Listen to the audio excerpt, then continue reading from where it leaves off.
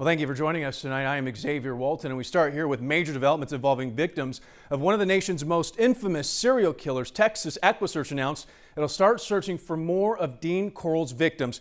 Corll was called the Candyman, one of two Houston area killers with that name. He was also called the Pied Piper. Our Marcelino Benito joins us now with the very latest in a case that is decades old. Marcelino. Xavier, this is a disturbing story that has haunted Houston for decades. The bodies of dozens of young boys were found on this property behind me back in the 70s. Tonight, Texas EquiSearch says they have a new plan to search for more victims that were never found.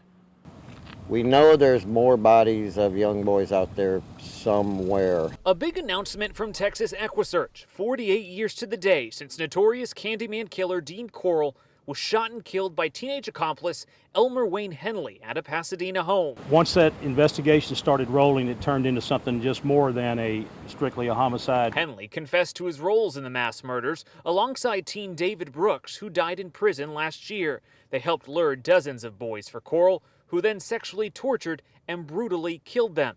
Police found 28 victims in the 70s. A lot of them were just petrified to know that, hey, there's some guys around here killing dozens of kids, picking them off the street. These guys were a killing machine. Texas EquiSearch says at least 20 more boys' bodies could still be out there.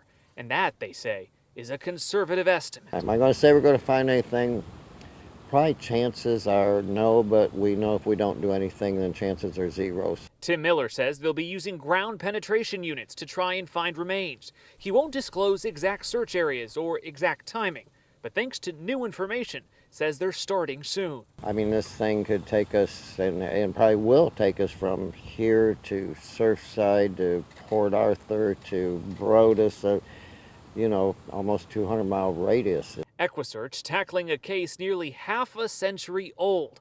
It won't be easy, Miller says, but worth it if they find at least one missing boy. Many of these parents have passed away never knowing where their child was. Hopefully there's brothers and sisters out there that can reach out to us and we can let them know somebody still cares.